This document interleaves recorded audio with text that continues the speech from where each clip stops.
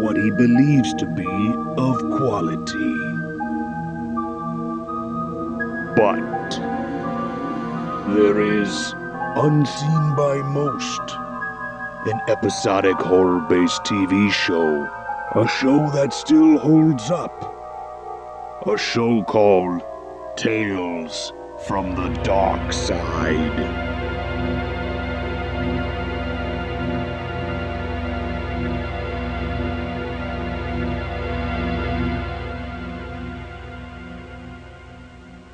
Life is a stage, my son, and only the best actors win.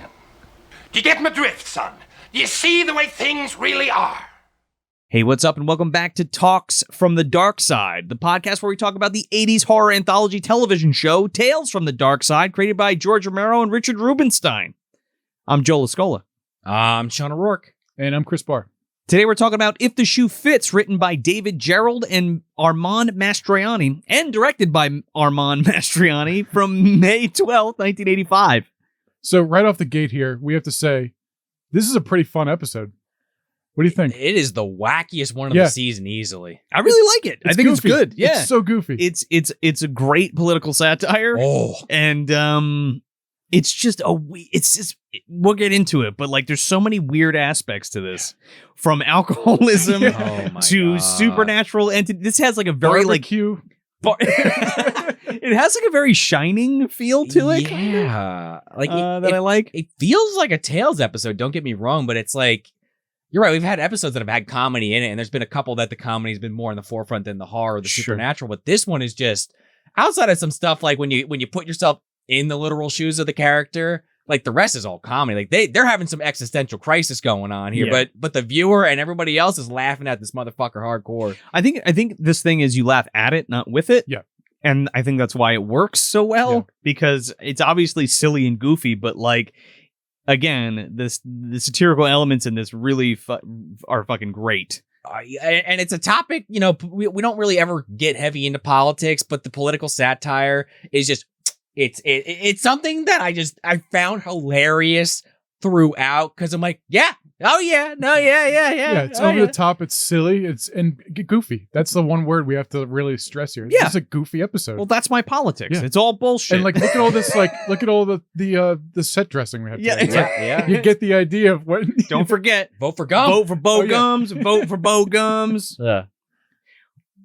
Barbecue. Barbecue the sauce. American dream. The American dream. Happiness. Chicks with tits walking around parades, banging on drums. America. Barbecue. BBQ. Good old-fashioned American food, apples. You can eat an apple for the kids, popcorn, peanuts, That's clowns. pretty much how... Yeah. That's how this guy is. Yeah. That's how he talks. Yep. That's the mentality here. He's the happy candidate. That everybody's a fucking fool, and they just want to be happy. They don't care about the tax increase. No, as long as they're putting on a show. Yeah. And I don't want to get too into it because we're going to talk about it, but I just love that it's just lampooning these politicians that are full of shit. Yeah. And you got to entertain the little people like us, Yep. As we find out. So this is based on a short story by Lewis Haber. Okay. So I don't know if it was like in that Tales from the Dark Side book that we have the novelization versions of it. I don't remember. I don't know if it's there or where to find it, but we'll get back to you on that one. But I know we kind of already let the cat out of the bag on this one, but let's go to the Fangoria synopsis. So here's the official synopsis from the official Fangoria episode guide. A glad-handing, phony politician arrives at a remote hotel intending to win the favor of the local yokels. There it is. There you go. I like that little local alliteration there. Yeah. With a parade of meaningless pomp. The campaign trail takes an unexpected twist when a hotel bellboy and maid literally transform the candidate into a circus clown, complete with floppy shoes. There it is. I mean, they fit. Or rather, do they fit? If the shoes fit, yeah, for sure. Right off the fucking bat, man. And this is one of those ones outside of like the end scene that's all one location, just this hotel room. Oh yeah, I really like that about. Well, there's two locations technically. Well, yeah, the campaign manager. The other office. Yeah. before we get into the nitty gritty of the okay, episode, okay. then let me introduce some of these people. So, this is directed by Armand Mastroianni. Now, this was crazy because we were sitting there, and that's just not a name that's familiar to me. Yeah, Right? I thought he was the Troll 2 guy. No, that's that right out of my fucking brain. See you later. But he did do The Clairvoyant. He Knows You're Alone. The Supernaturals was a big one. I was like, I didn't realize that he did that. Cameron's Closet was another one. And he did 8 episodes of Friday the 13th, the series. So which I he's thought was actually like interesting. in this little world of like 85, around this world of like horror and stuff. He's got some serious, credits under his He's belt. kinging, and he's picking up all of these like side gigs doing the TV shows, and that's it's in his element too, which is fucking cool. Yeah. So good for him. And it's like, if you look at what he's done, and then this episode, it's like, that's kind of a weird. It's a weird like contrast to it. Yeah. And this is written by David Gerrold. Now, I just wanted to bring him up real quick because he's done a lot of Star Trek stuff for Okay. Deep Space Nine and Babylon 5. A lot of it. A lot of it.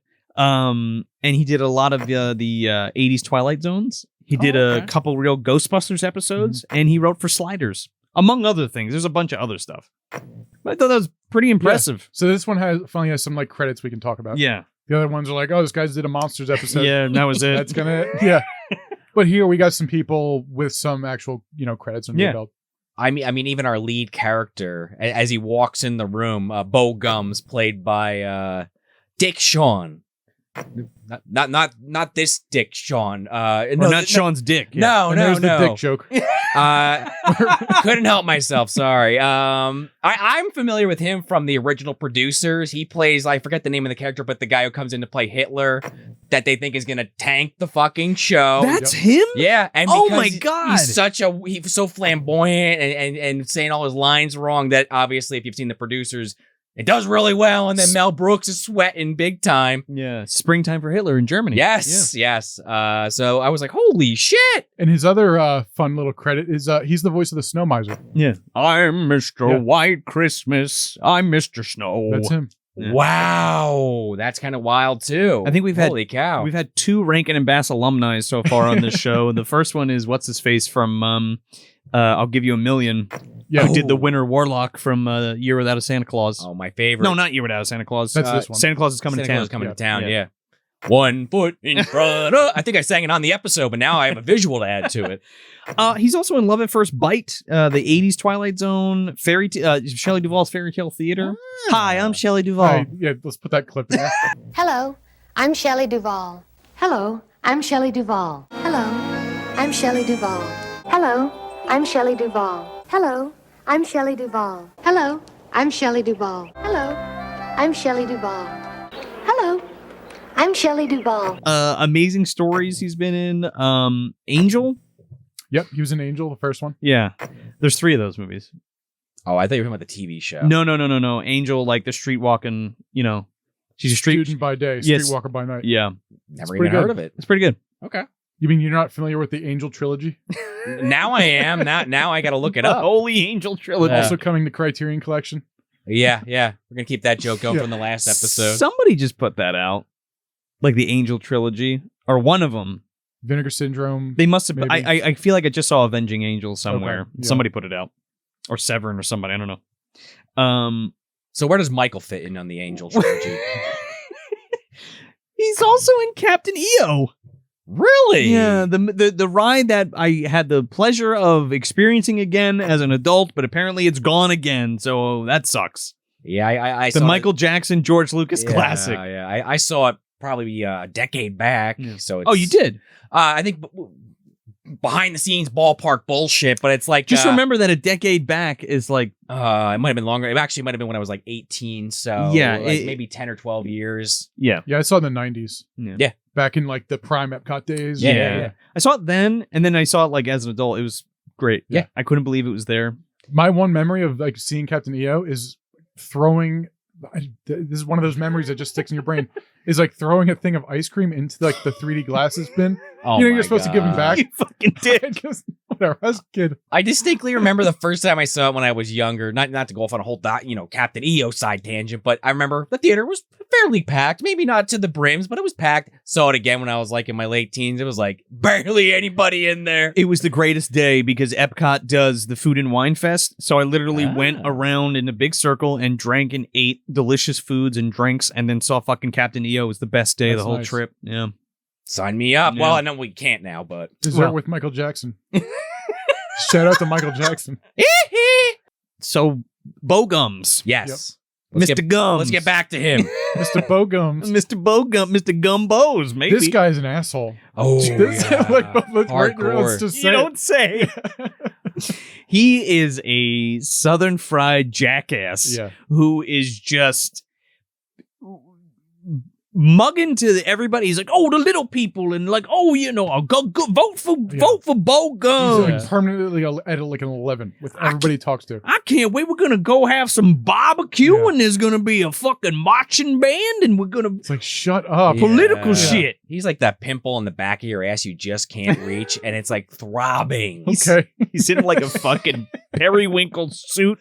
Yeah. And they kind of had play this up, and you know, you find out as the episode goes on that there's something else happening. But the maid character, I guess I'll call her, and the bellhop, they kind of intentionally make them seem like they're not all there. They're not playing with a full deck. That's the whole thing because he perceives them as idiots. Right. Yeah. So then therefore they are idiots. Exactly. You know what I mean? Yeah, talking down to him. It's like, listen, Peter. Yeah. Oh, Peter, that's a you're a little boy. That's a good name for a little boy. Yeah. Or what does he say to Mimi? He's like, Mimi, that's a little name for a woman of big stature or some shit. Corpulent. Super Mario Brothers, everybody. She's corpulent, very corpulent. But yeah, she leaves the room, and I love this bit where before Bo Gumbs actually shows up, he's got like a fruit platter there, and she takes a bite out of an apple and just turns it around and puts it back. That's a great joke because it comes back later in like the best way. Yep. But he gets a call from like his campaign manager, and immediately the switch turns off. But you know, this guy, he doesn't have any spatial awareness, we find out. Well, yeah. Or does he? So there's a maid and a bellhop, and they're like the two main characters. They're always in the room, like doing shit for him and getting him stuff. And he gets a call from his campaign manager. And again, he's like, Bo, I got everybody's breathing down my neck. Like, are you going to talk about the tax breaks and the I don't what was it the scholarship thing, the insurance payments, or like all of the actual shit that people are worried about. Like important topics that he needs to tackle. And he's like, I don't give a shit. Yeah. He's like, they don't care about all that tax, but they want to eat barbecue with barbecue extra sauce in every pan. I became a politician for the orgies and the cocaine, obviously. Oh, Peter, you're in the room still? Hey, Peter, you didn't hear any of that. No, he did. And he's like, that's how you handle it, man. That's how you handle things, son. A jackass. And then, Peter's just like, okay. Thank you very much, Mr. Gumbs. I appreciate it, Mr. Gumbs. And we're kind of at this point now that you've got the setup, like you already kind of know this guy's a douchebag, but then when you see him make that phone call, like you're really getting it. And it's like, all right, what is the angle here? And he's like, well, Peter, let me tell you all about it. And you get this shot of Peter like, oh, yes. Yeah, explain it. It's like, all right, what's up with this Peter guy? Something's off. Peter, politics is a game. It's entertainment. It's a show. Yeah. You got to entertain the little people. Want. Give them what they want. Yeah. That's what it was. Yeah. And he's like sitting there, just listen. Yep. Okay. Yeah. Okay, Mr. Bo Gumbs. Completely devoid of thought. And I love how he literally has like his campaign poster like in the fucking hotel room. Yeah, it tells the guy to hang it up on the wall, like on the hotel. Yeah, just puts up his little poster. It's like a picture of him, and he's like going like this, and it says like the friendliest candidate, the happy candidate. Yeah, the happy candidate. So need to get that poster. Yeah, make him print it up. He takes his suit off, like Joe said. It's like kind of this like light, baby blue periwinkle kind of suit. And he's in this like ridiculous like vote for Gums like tank top, and he's got like these white boxer shorts that just have American flags all over them, and two big ones on each ass cheek. Star Spangled Undergarments. Yeah, and he's practicing his speech for this big barbecue he's going to. But he orders like a thing of bourbon too. He's like, bring up the bourbon, Mimi. So she comes in with it, and he's like dancing with her and stuff, and being a real scumbag. He's like, watch how I handle the little people. Still, just such an asshole. It's gross. Like, oh, why, thank you, Miss Mimi. Yeah. They're all just trying to be civil and like polite to him. Yeah, and he's like, working all working for those tips. Yeah. Yeah. And he's like, the things I do for a vote or some shit like two that. votes. 2 measly votes. Yeah. It's like, okay, dude. Yeah. So then his whole thing is like, all right, Peter, you're going to, press this suit for me and bring it back. And like, then he's practicing his speech and he's like, where the hell is that boy? So then he gets a knock on the door. They got the suit.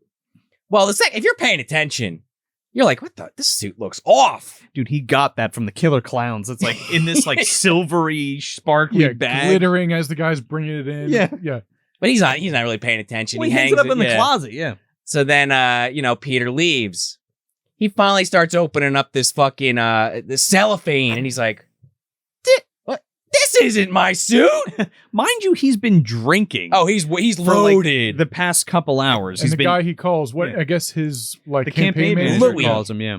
And he's like, "You're not hitting that sauce, are you?" And he's like, "No." He's got a glass in his hand. Yeah, because he's like, Bo, where the hell are you? It's almost time to start. Mm. And he's like, Louis, you hear that? And there's like circus music Just playing. going insane. Yeah, he's just going crazy. Like he's having the DTs or some shit. Right, I love that with the circus music because he keeps hearing that, and he's like, "Yeah, you like you just said, are you hearing that?" He's like, "Yeah, what the fuck are you talking? I don't hear circus There's music. a circus in town. Yeah. Someone's fucking with me." He's like, I ain't going to be competing with no circus. Yeah. You better run them out of town. You're going to a fucking barbecue. What are you even talking about? Yeah. Get some cotton candy while you're there. Screw it. But throughout this whole exchange, before he opens the suit, I just wanted to mention this. Sure. Peter is like disappearing and Yeah. reappearing in places, and he thinks that he leaves, and he's like, "Oh, where you been? Son? Where did you come from, son?" And the whole time he's fucking drinking, and he's Just like, hitting the sauce. "Yeah." And that comes up a couple times because He's we were like- laughing when we saw it. It's like they say sauce. Like, you Well- want that sauce again? Well, his campaign manager's like, "Bo, God damn it, Bo, my ulcer is on fire. Like you I better got not fire be in my belly." Yeah, you better Yeah. not be eating that sauce again." Yeah, with Peter, it's like he comes in and out of the room a couple times, and it's like the way it's shot Yeah. when he's like Bo's in the shower, like singing to himself and everything. Got a little shower cap on and everything. Yeah, well, it's creepy. Yeah, because the hands come in and like Yeah. take his suit. It's definitely shot in like a weird way. where Yeah. it's like, look like first person coming in Yeah. the room. You see the clothes in the bed and everything, Mhm. and the hand just comes in. I like too, but you're right. Before he actually opens the suit, there is one other thing that it's not important, but I like it because it does play into a joke later where when he brings the suit in, Peter, he also has like a vase of flowers. He's like, "Yeah, one of your supporters gave this to you, or the hotel or something." He's like, "Ah, isn't that nice? The little people." How very neighborly of them. Yeah. Give this rose to Miss Mimi Oh, for me, yeah. would you? It's kind of great. Yeah. And then, he does open up the suit and he's like, "What the fuck?" And it's got, it's actually, I think, bigger than ridiculous. this, honestly. It's so ridiculous. It's a huge button that says like Bo Gumbs, Yeah. and it's a clown suit with like the big hula hoop belt And waist. it's like his clothes that he left in Yeah. the bed to have pressed. Gigantic tie. Clown the version. bow tie's like this big. And he's like, and he just laughs at it and puts it in the closet and closes it because he's fucking drunk at this point. Yeah. He's sauced. And he's like, "Oh, that's crazy." But then the door keeps opening, and this time when it opens, like there's like a light There's a- shining on the suit. Oh, yeah, It's it's weird. like Yeah. a ghost or something's opening it. Yeah, Yeah. Roger Cobb's house. That's where he's staying. Yeah, in his grandma's room. Big Ben keeps opening on him. Yeah. It's a raccoon in That's the Mick closet. Garris' son. Or Steve Myers, whoever the fuck it was. One of them. Steve mine.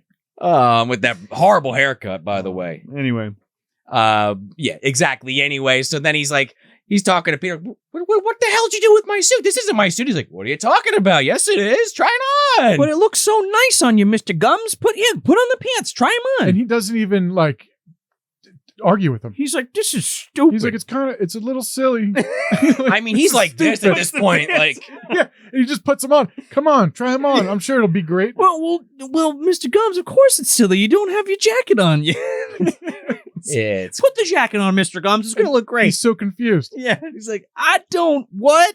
and then when he does get it all on, he just is like, "I look like a fucking clown." And he's like, "Oh, forgetting one detail." He reaches for one of those roses, puts it in the pocket, and he's like, "What the heck? What is that gonna do?" Peter, what am I going to do with this? And I love that it's a prop flower that just shoots water out of it Shoots water randomly. Yeah.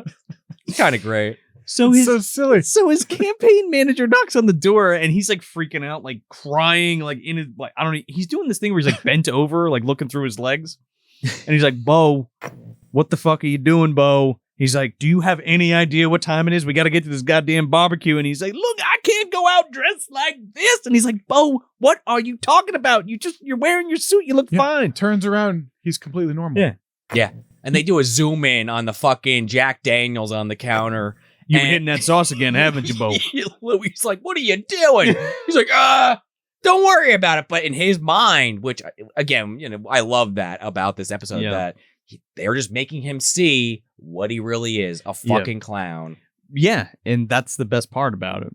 So he's like, I don't look strange to you? And he's like, Bo, you look like yesterday's grits. Nah, I'm just fucking with you. You're fine. Like, it'll be fine. Let's go. We like enough bullshit. All right? You're a little public appearance. It's a little late in the campaign if you work on your appearance. Change how you look. So he leaves, but he grabs the apple that Mimi took a bite from the beginning of the episode. And he goes to bite it, and there's a bite out of it, and he thinks Bo did it. It's like one of those like quick throwaway gags. Oh yeah, it's like they didn't have to throw that in there. No, but it's like Bo has done something like that before, or like that is like the incarnate of what this man's done to this guy, right? He always get takes a bite out of his apple, or you know what I mean? Yeah, before getting handed it to him, right? The personification of the bullshit that he puts this guy through. So then he's kind of still like, oh man, I don't know if I could do this, because to him he still sees the clown outfit, and Peter and Mimi are like, it's okay, Mr. Gumbs, it'll be okay. Oh, Mr. Gumbs, put your shoes on, Mr. Gumbs. Oh, that's great. Silly ass clown shoes. Giant clown shoes. The title, if you will, as he puts the clown shoes on, and that's before Louis actually gets there. Yeah. I just forgot that part because he's like rolling over. He like screams at one point. He's going nuts. Does a backflip. The sauce. Yeah, onto the couch, or not the couch, the bed. Yeah.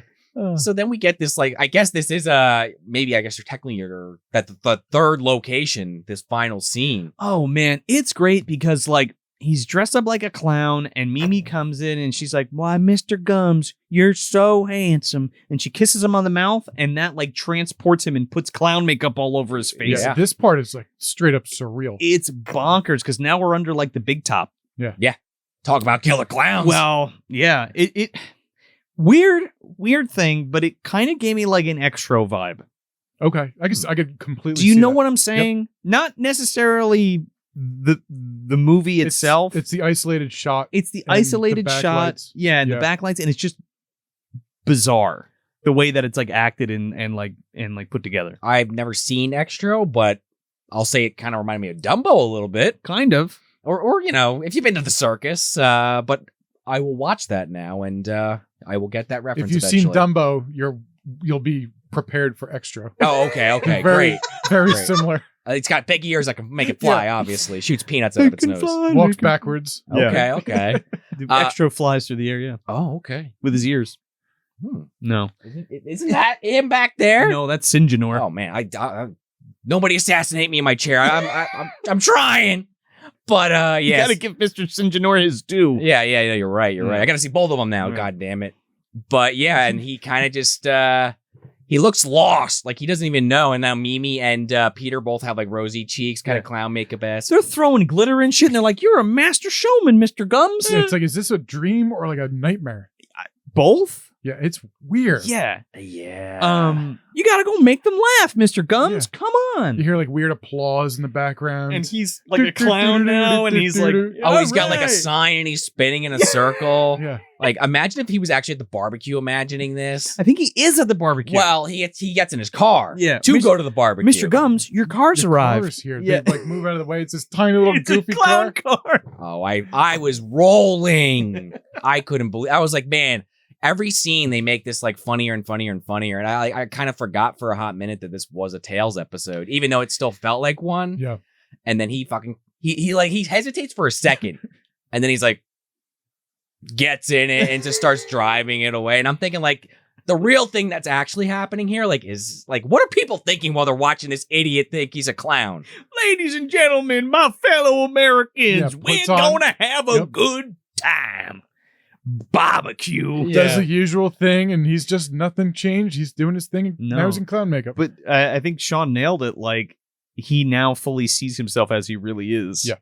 And it's pretty... That's what he gets. Pretty insane. Would you say the shoes did fit? They totally did fit. They fit so well they couldn't come off. He's trying hard. He's like Kramer in that episode of Seinfeld with the blue jeans. Can't get him off. He needs Jerry to rip him off him. So what do we think about this episode? I like this a lot, honestly. This might be my favorite episode of the season, straight up. Oh, really? Wow. Your favorite so far? I think it's either this or the odds. Okay. I think the odds is a better episode in the sense of it gives you all the Tales elements. But I don't know, man. I always love a good comedy, and I hate to keep saying it, but making fun of politicians in this way with this actor, with the whole clown gimmick, is just like the funniest fucking thing in the world to me, because it's just, it shows them for their true colors. Now, obviously, I'm not going to get in a whole political side tangent, but like, there's politicians maybe that doesn't apply to, but so many over the decades, centuries, are this man. Most of them. Yeah. So I thought it was a really good spoof on that concept in the Tales from the Darkside universe. And might not be the best episode. I think Chris was telling me a stat earlier that maybe other people don't think so at all. Yeah, this is actually like the lowest rated episode. I like don't get that. 4.5 out of 10. That kind of blows my mind, because I like this one a lot. And yeah, it's I don't know what else I could say. It's definitely in my top 5 so far. It's, for what it is, it's like, usually I'm not a big fan of the silly or the goofy ones. I like this one because of how goofy good. and it's just stupid it is. It's like the guy, also the actor, he carries this whole episode. Oh, 100%. It's just like a treat to watch this guy and just this obnoxious politician guy. But it's fun. It's a good, silly, goofy episode. I like it. It's great. And like, as funny as it is, there is an underlying thread of dread running through the entire thing. Sure. And I think that's why it really works. Like, it's funny just because, like, you know, like Dick Shawn is funny, but and like all the stuff with him like boozing it up and putting the clothes on and shit is hilarious. And his one-liners and stuff. But like, there are some legitimately weird, creepy scenes in this. Again, like the POV of the guy taking the clothes, when we zap in and out of like his delirium is very shocking. And even like when he has the realization that he might be going crazy, or maybe that he's just drunk and hallucinating, or whatever it might be. I don't know, for an Italian guy to fucking nail the political satire of America is pretty hilarious to me. And like, is that what foreigners see when they look at our politics? I mean, if we're seeing it, I would have to imagine that they're seeing it too. So, yeah, I fucking hate politics. I'll be the first one to tell you, I'm not for either side or anything. I think it's all a bunch of bullshit, and this is very on brand for my opinions of all that stuff. And it ties these weird supernatural elements together with something that shouldn't be creepy. Yeah. Or weird. Yeah. And I do like that, you know, not to keep beating the point home, but it's like you said, that existential dread throughout. Yeah, and that too. Yeah, that's the other thing I wanted to say. Okay, but at the end, it's not a happy ending, but like, you don't give a shit because fuck this guy. Just kind of like the pilot almost. But now he's like he's even more so blissfully ignorant. Wow. You know what I mean? Because now, not only is he at the barbecue doing clown tricks, throwing, bowling pins in the air? Not only is driving off into the darkness in his clown car. Well, you know it's a joke, and I like a good joke. But when it's a joke and it's a bad joke, it becomes a joke. You know what I'm saying? Yeah. Weirdly enough, I do. He doesn't realize he's an asshole at first, and then realizes he's an asshole, and then totally fucking owns completely embraces and then completely embraces it. Yeah, that's a good way to put it. Yeah. So yeah, that's If the Shoes Fit. And until next time, I'm Joe Lascola. I'm Shawn O'Rourke. And I'm Chris Bahr. Ladies and gentlemen, my fellow Americans, we're gonna have a good time.